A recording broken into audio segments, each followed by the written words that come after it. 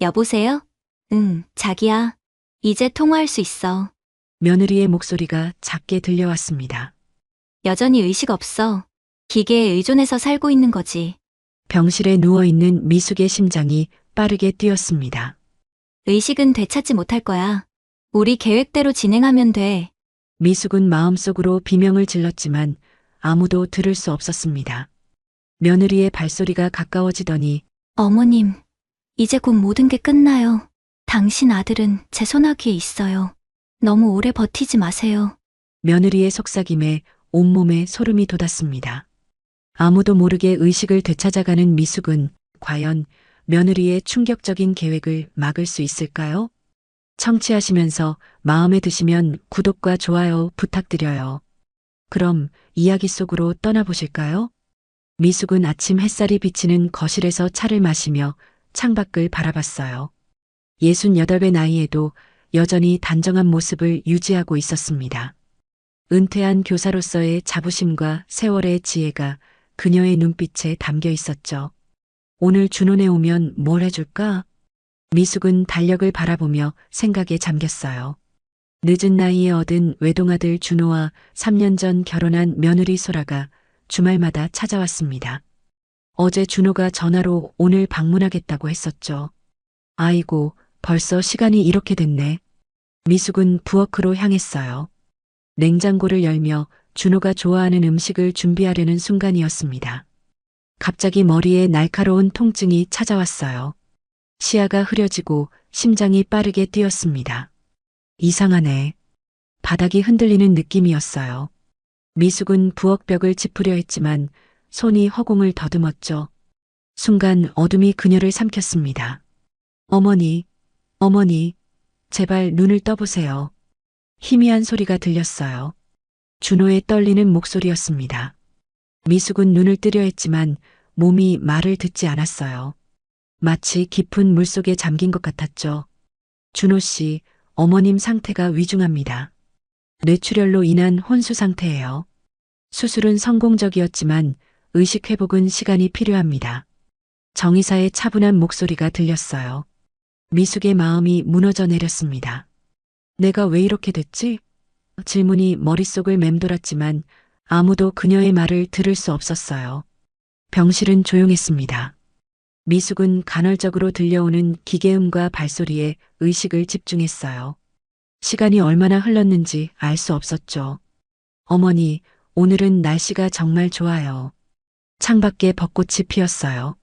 어머니가 좋아하시는 봄이 왔네요. 준호의 따뜻한 목소리가 어둠 속에서 그녀를 반겼습니다. 미숙은 대답하고 싶었지만 목소리가 나오지 않았어요. 마음속으로만 외쳤죠. 준호야, 엄마가 여기 있어. 너의 말이 들려. 준호 씨, 오늘은 제가 병간호할게요. 회사에서 연락 왔다면서요? 중요한 회의라며. 걱정 말고 다녀오세요. 소라의 부드러운 목소리였어요. 미숙은 며느리의 말투에서 진심 어린 걱정이 느껴졌습니다. 준호가 망설이는 기색이 느껴졌어요. 정말 괜찮겠어? 요즘 너도 피곤해 보이는데. 괜찮아요. 어머님께서 평소에 저희에게 얼마나 잘해주셨는데요. 제가 할 수 있는 일이라면 뭐든지 할게요. 소라의 목소리에 진심이 묻어났어요. 미숙은 며느리가 자신을 걱정해주는 것이 고마웠습니다. 고마워, 소라야. 어머니를 잘 부탁해. 회의 끝나면 바로 올게. 준호의 발걸음이 멀어지는 소리가 들렸어요. 병실 문이 닫히자 이상한 긴장감이 감돌았습니다. 침묵이 흐른 후 소라의 한숨 소리가 들렸어요. 어머님, 이제 우리 둘뿐이네요. 소라의 목소리가 갑자기 차갑게 변했어요. 미숙은 심장이 빨리 뛰는 것을 느꼈습니다. 뭔가 이상했죠. 정말 힘드시겠네요. 하지만 저도 골치가 많이 아파요. 소라의 중얼거림에 미숙은 얼어붙은 듯 했어요. 무슨 소리지? 혼란스러웠습니다. 방금 전까지 따뜻했던 며느리의 목소리가 완전히 달라졌어요. 이틀 후 병실에 새로운 인물이 찾아왔어요. 미숙아, 나야. 영자, 어떻게 지내니? 소식 듣자마자 달려왔어. 오랜 친구의 목소리에 미숙의 마음이 따뜻해졌습니다. 영자와의 추억이 물결처럼 밀려왔어요. 안녕하세요. 어머님 친구분이시죠? 저는 며느리 소라예요. 소라의 목소리가 다시 부드럽게 바뀌었습니다. 마치 다른 사람 같았어요. 아이고, 정말 효심 깊은 며느리네. 병원 생활이 얼마나 힘든데 이렇게 정성껏 간병하고. 영자의 칭찬에 소라가 공손하게 대답했어요. 당연한 일인걸요. 어머님께서 평소 저희에게 얼마나 잘해주셨는데요. 항상 저희 부부를 먼저 생각해 주셨어요. 소라의 말투는 공손했지만 미숙은 그 목소리에서 진심이 느껴지지 않았어요. 마치 대본을 읽는 것 같은 느낌이었습니다. 미숙이가 정말 좋은 며느리를 만났구나. 그런데 의사 선생님은 뭐라고 하시던? 상태가 호전될 가능성은 있니? 영자의 물음에 소라가 한숨을 쉬었어요. 아직 회복이 불투명하대요. 시간이 좀 필요하다고. 그래, 내가 좀 더 자주 찾아올게. 오랜 친구라 걱정되네. 소라의 표정이 살짝 굳어졌어요. 아니에요, 영자 어머님. 병원은 피곤하실 텐데 제가 잘 모시고 있을게요. 필요할 때 연락드릴게요. 미숙은 마음속으로 외쳤습니다. 영자야, 가지마. 며느리가 이상해. 그날 밤 병실 문이 살짝 열렸어요. 김미숙 환자분, 밤 체크할게요. 부드러운 여성의 목소리였습니다. 박 간호사였어요. 미숙은 그녀의 따뜻한 손길을 느꼈습니다. 이상하네요. 산소 수치가 왜 이렇게 낮아졌지? 박 간호사의 중얼거림에 미숙은 귀를 기울였어요. 뭔가 이상한 것을 발견한 듯 했습니다. 소라가 갑자기 병실에 들어왔어요. 무슨 일 있나요, 간호사님? 며느님, 왜 산소 공급량이 줄어있죠? 누가 조절했나요? 소라의 대답이 빠르게 이어졌어요. 아, 그게 제가 환자복 정리하다가 실수로 건드린 것 같아요. 이런 제가 뭘 한 거죠? 소라의 목소리에 당황한 기색이 가득했지만 눈빛은 차가웠어요. 박 간호사는 의심스러운 눈길로 소라를 바라봤습니다. 보호자분은 의료 장비를 절대 만지면 안 됩니다. 위험할 수 있어요. 정말 죄송해요.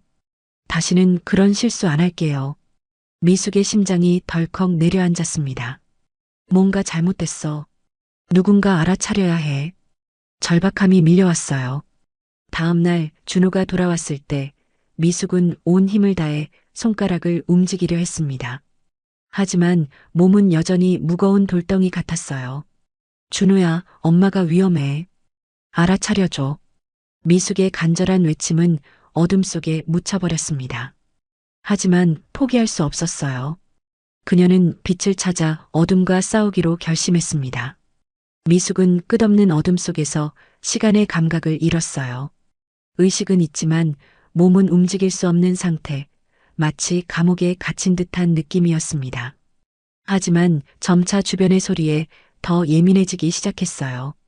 처음에는 희미했던 소리들이 이제는 선명하게 들렸습니다. 기계음, 발자국 소리, 사람들의 대화. 이 모든 것이 미숙의 세계가 되었어요. 특히 밤이 되면 병실은 고요해지고 작은 소리 하나까지 더 또렷하게 들렸습니다. 그날 밤도 그랬어요. 준호가 퇴근하고 병실을 나간 후 소라만 남았을 때였습니다. 미숙은 핸드폰 통화음이 들렸어요. 소라의 목소리가 갑자기 달라졌습니다. 평소에 공손하고 부드러운 톤이 사라지고 날카롭고 차가운 목소리로 바뀌었어요. 여보세요? 응, 나야. 이제 통화할 수 있어. 준호 갔어. 미숙은 귀를 기울였어요.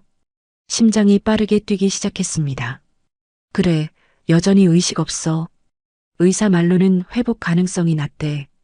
기계에 의존해서 살고 있는 거지. 소라의 말투에 차가운 냉소가 묻어났어요. 미숙은 마음이 얼어붙는 것 같았습니다. 걱정 마. 의식을 되찾지 못할 거야. 아마 준호가 모든 재산을 상속받게 될 거고, 그러면 우리 계획대로 진행하면 돼. 미숙의 영혼이 비명을 질렀어요. 무슨 소리지? 누구와 통화하는 거지? 혼란과 공포가 밀려왔습니다. 준호와 이혼하면 재산 절반은 위자료로 받을 수 있어. 법적으로 문제 없어. 그동안 모범적인 아내 연기는 완벽했으니까. 순간 미숙의 온몸이 차가워졌어요. 소라가 준호를 이용하고 있었던 거였습니다. 그녀의 아들을, 미숙의 전부인 준호를. 분노가 불꽃처럼 타올랐지만 표현할 방법이 없었어요. 소라의 발소리가 가까워졌습니다. 미숙은 그녀가 침대 옆에 서 있다는 것을 느꼈어요. 이제 곧 모든 게 끝날 거예요, 어머님. 너무 오래 버티지 마세요. 소라의 속삭임에 미숙의 영혼이 부르르 떨렸습니다. 살려고 하는 의지가 더 강해졌어요.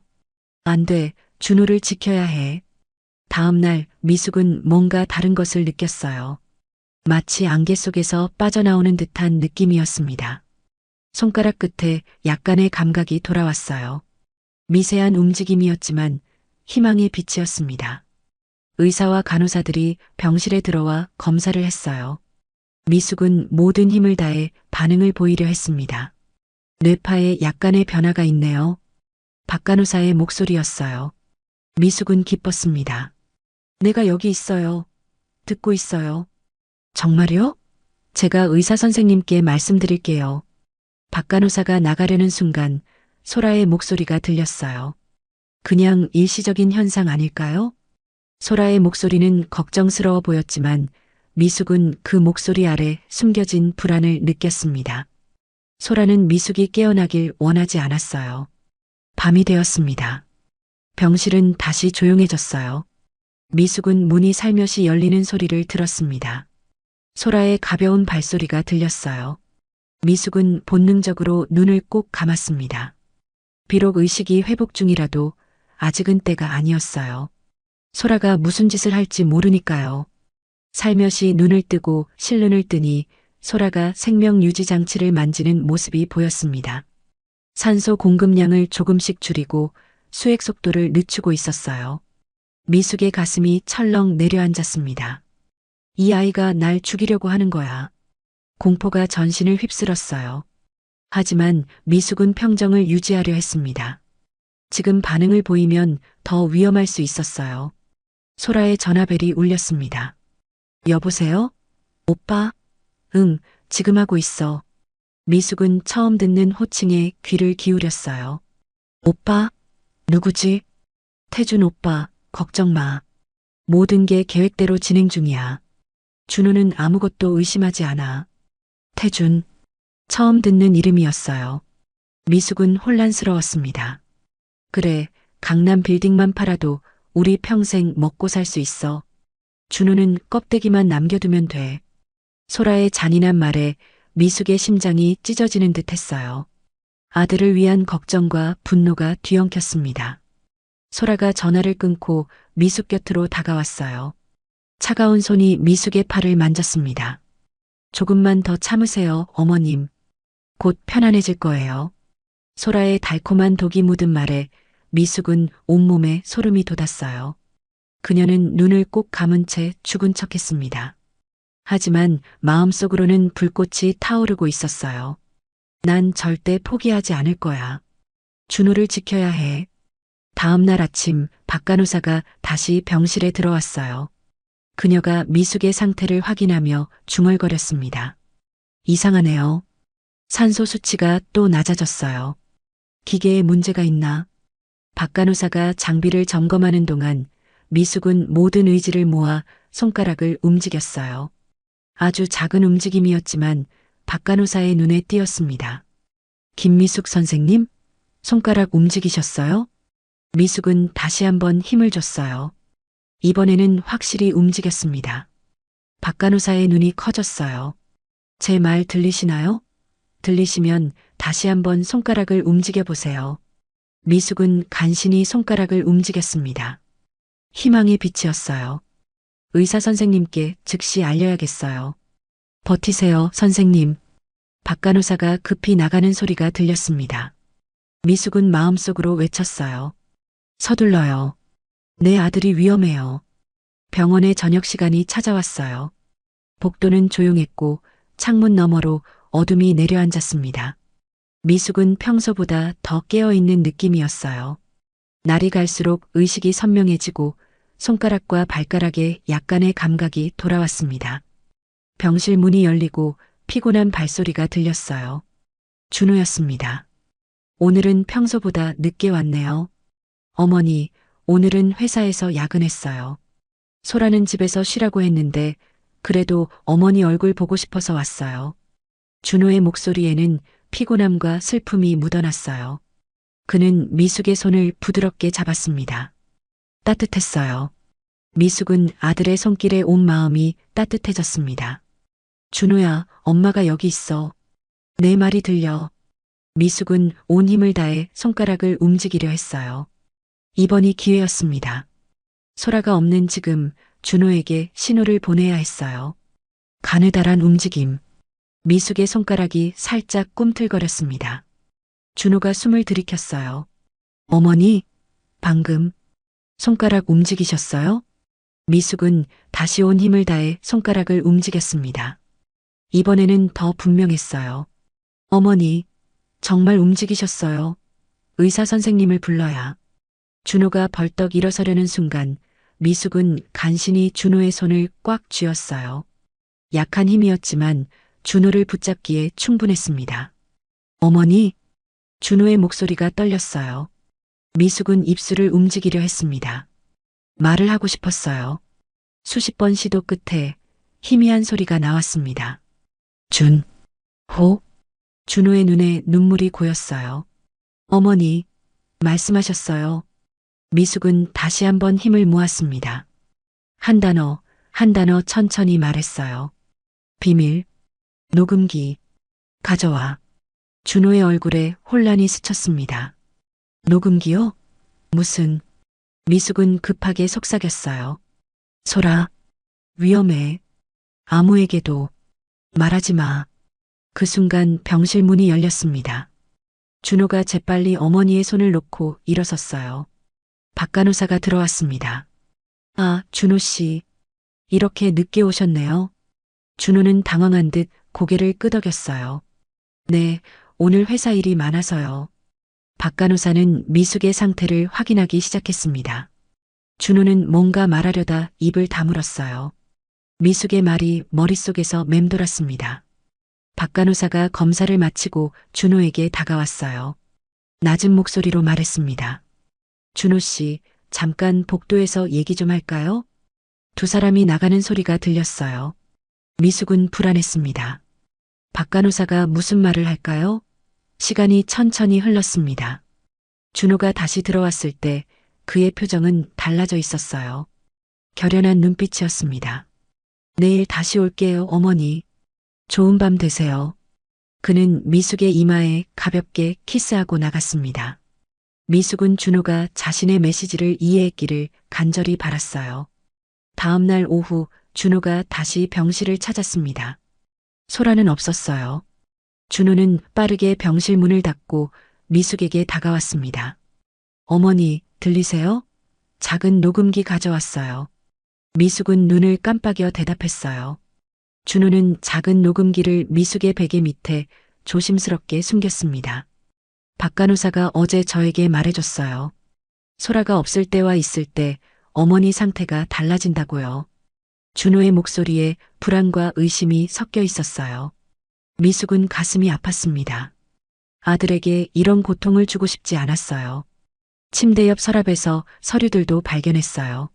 소라가 몰래 살펴보던 재산관리 서류와 등기부등본이었어요. 미숙의 가슴이 철렁 내려앉았습니다. 소라의 계획이 생각보다 빨리 진행되고 있었어요. 모든 걸 알아내겠어요, 어머니. 녹음기는 24시간 작동해요. 소라의 모든 대화를 녹음할 거예요. 준호의 눈에서 결의가 느껴졌습니다. 미숙은 마음이 조금 놓였어요. 이제 진실이 밝혀질 것입니다. 이틀이 지났습니다. 준호는 매일 병원에 와서 녹음기를 확인했어요. 그리고 마침내 그날이 왔습니다. 준호의 얼굴은 창백했어요. 손에는 녹음기가 들려 있었습니다. 어머니, 다 들었어요. 그의 목소리는 떨렸습니다. 눈에는 배신감과 분노가 가득했어요. 소라와 강태준, 그들의 대화를 녹음했어요. 미숙은 간신히 눈을 깜빡여 준호에게 이야기를 계속하라고 신호를 보냈습니다. 강태준이라는 사람이 소라와 통화하는 내용을 들었어요. 그는 소라에게 어떻게 의료 장비를 조작해서 어머니의 상태를 악화시킬 수 있는지 알려주고 있었어요. 준호의 손이 떨렸어요. 그의 눈에서 눈물이 흘러내렸습니다. 소라는 산소 공급을 줄이고 있었어요. 강태준이 알려준 방법대로요. 제약회사에 다니는 그가 어떻게 환자를 해치는지 알려줬대요. 미숙은 충격에 심장이 빠르게 뛰었어요. 이런 끔찍한 계획이 있었다니. 두려움과 분노가 한꺼번에 밀려왔습니다. 그들은 어머니의 재산을 노리고 있어요. 소라는 저와 이혼한 후 재산 절반을 가져가려는 계획이에요. 녹음에서 그렇게 말했어요. 어머니, 이제 우리가 그들을 함정에 빠뜨릴 거예요. 제가 지킬게요. 준호의 눈빛에 단단한 결의가 서렸습니다. 미숙은 아들이 너무 자랑스러웠어요. 이제 희망이 보였습니다. 함께 이겨내자, 준호야. 미숙은 마음속으로 다짐했어요. 어둠은 곧 끝날이라고. 병원 상담실에는 무거운 침묵이 내려앉았어요. 준호와 박 간호사, 그리고 최 형사가 둥근 테이블에 마주 앉아 있었습니다. 최 형사는 녹음 내용을 들은 후 깊은 숨을 내쉬었어요. 이런 증거만으로는 부족합니다. 확실한 현행범을 잡아야 해요. 최 형사의 말에 준호의 얼굴이 굳어졌어요. 눈가에 분노의 그림자가 스쳤습니다. 그럼 어머니가 더 위험해지길 기다리라는 말씀인가요? 준호의 목소리에 떨림이 묻어났어요. 박 간호사가 조심스럽게 손을 들었습니다. 함정을 설치하면 어떨까요? 소라 씨가 직접 행동하도록 유도하는 거예요. 최 형사의 눈이 반짝였어요. 좋은 생각입니다. 확실한 증거를 만들어야 해요. 미숙의 병실로 돌아온 준호는 어머니 곁에 앉았어요. 그의 눈에는 결연한 빛이 서려 있었습니다. 미숙은 아들의 변화를 느꼈어요. 어린 시절의 모습은 온데간데였고 강인한 성인 남성의 모습이었습니다. 어머니, 우리가 함정을 준비했어요. 소라와 강태준을 붙잡을 계획이에요. 미숙은 눈을 깜빡여 대답했어요. 준호는 어머니의 손을 부드럽게 잡았습니다. 강태준이 어떤 사람인지 알게 됐어요. 준호의 목소리가 잠시 떨렸어요. 미숙은 가슴이 조여드는 느낌이었습니다. 그는 제 어릴 적 동네 친구의 형이었어요. 가난했던 그 아이를 기억하세요? 20년 전 우리 집에 놀러 왔다가 미숙의 마음이 무너져 내렸어요. 기억이 선명하게 떠올랐습니다. 지저분한 옷을 입은 소년, 준호와 어울리는 것을 달가워하지 않았던 자신의 모습. 지저분한 아이는 우리 집에 들어오지 말아라고 했던 말이 귓가에 울렸어요. 녹음에서 강태준이 말했어요. 20년 전 그 여자가 날 어떻게 대했는지. 네가 준호와 결혼한 후 접근한 것도 다 복수를 위해서였어. 미숙의 눈에서 눈물이 흘러내렸어요. 자신의 오래된 실수가 이런 끔찍한 결과를 낳을 줄 누가 알았을까요? 죄책감이 가슴을 무겁게 눌렀습니다. 준호는 어머니의 눈물을 닦아주었어요. 괜찮아요, 어머니. 우리가 이겨낼 거예요. 다음 날 준호는 소라에게 중요한 제안을 했습니다. 미숙은 병실에서 모든 대화를 또렷하게 들을 수 있었어요. 여보, 어머니 재산 중 일부를 처분해야 할 것 같아. 치료비도 많이 들고. 소라의 목소리가 갑자기 밝아졌어요. 그래, 어떤 재산을? 강남 빌딩 한 채요. 위임장이 필요한데 내일 변호사가 서류를 가져올 거야. 미숙은 소라의 숨소리가 빨라지는 것을 느꼈어요. 미끼를 문 것 같았습니다. 준호가 나간 후 소라는 서둘러 전화를 걸었어요. 미숙은 그녀의 흥분된 목소리를 들었습니다. 오빠, 드디어 기회가 왔어. 준호가 강남 빌딩을 처분하려고 해. 내일 위임장에 서명한대. 우리 계획이 성공할 것 같아. 준호와 최 형사팀은 밤새 준비했어요. 병실에 작은 CCTV 카메라를 설치하고 미숙의 생명유지 장치에 특별한 모니터링 장비를 연결했습니다. 모든 변화가 실시간으로 기록될 거예요. 다음 날 아침 준호는 소라에게 말했습니다. 여보, 오늘 급한 출장이 생겼어. 서울에서 부산까지 당일치기로 다녀와야 해. 소라의 눈이 반짝였어요. 그래, 걱정 마. 내가 어머님 잘 돌볼게. 준호가 떠난 후 소라는 서둘러 강태준에게 연락했습니다. 2시간 후 강태준이 병실에 나타났어요. 미숙은 처음으로 그의 얼굴을 보았습니다.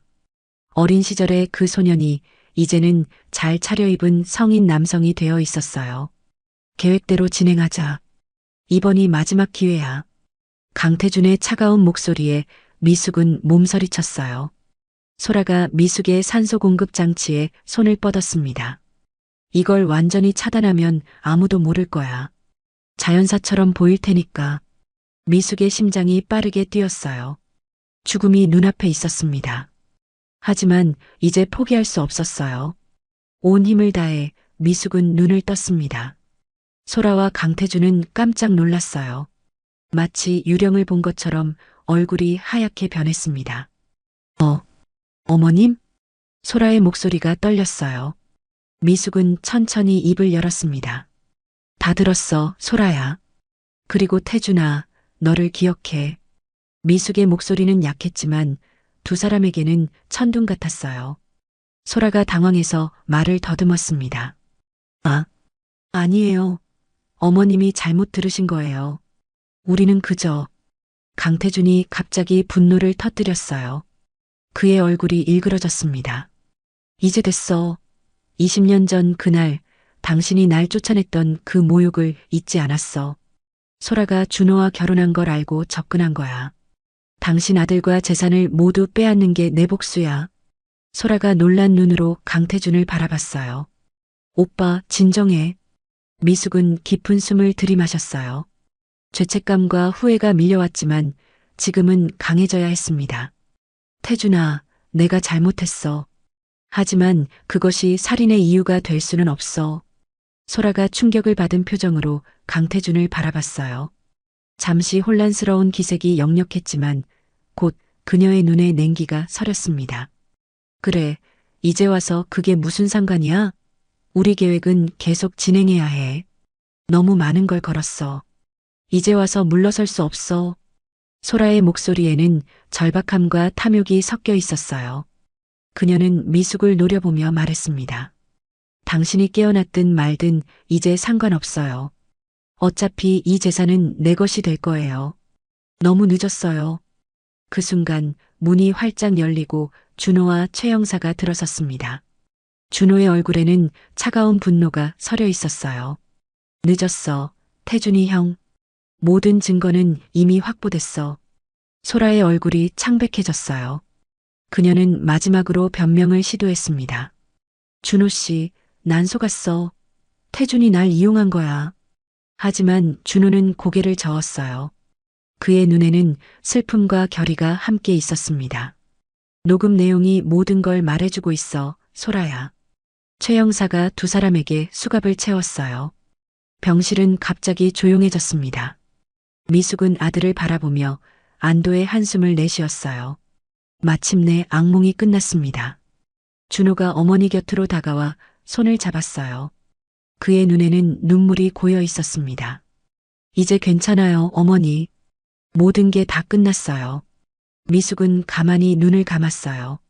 오랜 어둠이 지나고 드디어 빛이 보이기 시작했습니다. 봄 기운이 완연한 5월의 아침이었어요. 병원 복도에는 설렘과 기쁨이 가득했습니다. 오늘은 미숙이 퇴원하는 날이었어요. 6개월간의 긴 투병 생활을 마치고 드디어 집으로 돌아가는 날이었죠. 미숙은 병실 창가에 서서 바깥 풍경을 바라봤어요. 눈부신 햇살이 나뭇잎 사이로 반짝이며 내리쬐었습니다. 그녀의 눈에 눈물이 맺혔어요. 이제 다시 일상으로 돌아갈 수 있다는 기쁨과 지난 시간의 아픔이 교차했습니다. 어머니, 준비됐어요? 준호의 목소리에 미숙은 천천히 고개를 돌렸어요. 아들의 얼굴에는 환한 미소가 번져 있었습니다. 미숙은 따뜻하게 웃으며 고개를 끄덕였어요. 응, 준비됐어. 목소리는 아직 약했지만 의지는 그 어느 때보다 강했습니다. 미숙은 준호가 내민 팔을 잡고 천천히 걸어 나갔어요. 병원 복도에는 의료진들이 줄지어 서 있었습니다. 그들의 얼굴에는 진심 어린 미소가 번졌어요. 축하합니다, 김미숙 선생님. 정말 대단하세요. 정의사가 따뜻하게 말했어요. 미숙은 감사의 눈빛을 보냈습니다. 그의 헌신적인 치료가 없었다면 오늘의 기적은 없었을 거예요. 박 간호사가 미숙의 손을 꼭 잡았어요. 그녀의 눈에는 눈물이 고여 있었습니다. 선생님, 꼭 건강하게 지내세요. 가끔 놀러 오실 거죠? 미숙은 고개를 끄덕였어요. 박 간호사가 아니었다면 이 모든 진실이 밝혀지지 않았을 거라는 생각에 가슴이 뭉클했습니다. 그녀는 박 간호사의 손을 꼭 쥐었어요. 병원을 나서는 순간 미숙은 깊은 숨을 들이마셨습니다. 자유의 공기가 폐 속으로 가득 들어왔어요. 마치 새로 태어난 것 같은 느낌이었습니다. 집으로 가는 차 안에서 준호가 조용히 말했어요. 소라와 강태준은 구속 기소됐어요. 살인미수, 사기, 재산 횡령 시도. 모든 증거가 명확해서 중형을 면하기 어려울 거래요. 미숙은 창밖을 바라보며 깊은 한숨을 내쉬었어요. 그들이 저지른 일에 대해 분노하면서도 한편으로는 자신의 과거 행동이 강태준에게 깊은 상처를 남겼다는 사실에 가슴이 아팠습니다. 준호야, 엄마가 미안해. 준호는 놀란 듯 어머니를 바라봤어요. 왜요? 어머니가 무슨 잘못을 하셨다고. 미숙은 천천히 고개를 저었습니다. 그녀의 눈에 슬픔이 가득했어요. 태준이에게 상처를 줬어. 어린아이에게 그런 말을 해서는 안 됐는데. 지저분하다고 우리 집에 들어오지 말라고. 준호의 표정이 어두워졌어요. 그는 잠시 말이 없었습니다. 그리고 천천히 입을 열었어요.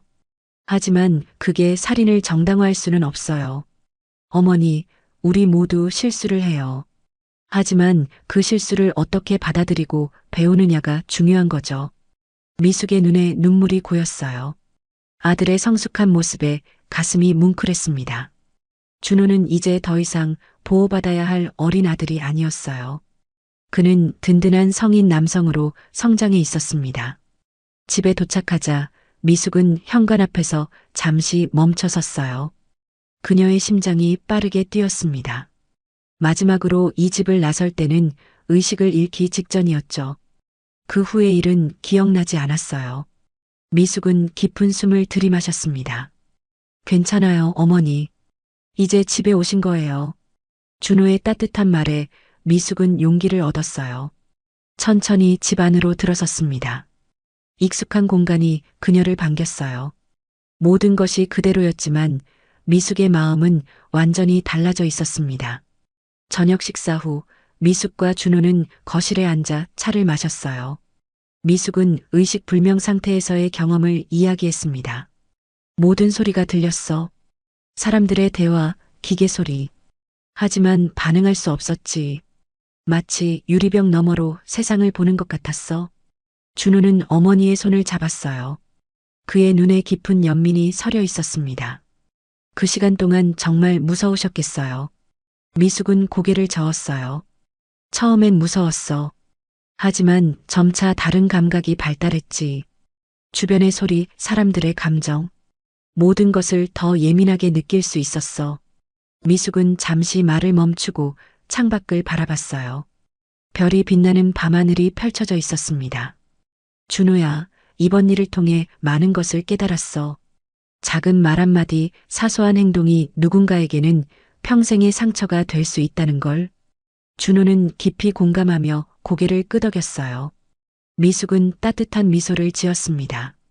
이제 그 교훈을 다른 사람들과 나누고 싶어. 우리 재산의 일부를 노인 보호단체와 저소득층 아동 교육 지원에 기부하려고 해. 준호의 눈이 반짝였어요. 정말 좋은 생각이에요, 어머니. 시간이 흘러 가을이 되었어요. 미숙은 제주도 펜션에서 휴식을 취하고 있었습니다.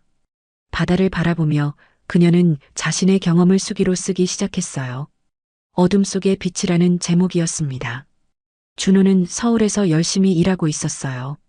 회사에서 승진했고 새로운 열정으로 일에 몰두했습니다. 가끔 영자의 조카 미연과 만나기도 했어요. 두 사람 사이에 새로운 인연의 가능성이 피어나고 있었습니다. 미숙은 펜션 테라스에 앉아 일몰을 바라봤어요. 햇빛이 바다 위로 황금빛 길을 만들었습니다. 그녀의 마음은 평온했어요. 어둠의 시간을 지나 이제 새로운 빛을 발견한 느낌이었습니다. 미숙은 수기의 마지막 문장을 적었어요. 인생의 어둠 속에서도 빛은 항상 존재합니다. 과거의 작은 행동이 큰 파장을 일으킬 수 있다는 것을 기억하세요. 하지만 그 깨달음이 우리를 더 나은 사람으로 만들 수 있어요. 모든 어둠 뒤에는 반드시 빛이 찾아옵니다. 미숙은 펜을 내려놓고 깊은 숨을 내쉬었어요. 마침내 평화가 찾아왔습니다. 새로운 시작의 순간이었어요. 오늘의 이야기는 어떠셨나요? 귀중한 시간 함께 해주셔서 감사합니다. 행복 가득 건강한 하루 되세요.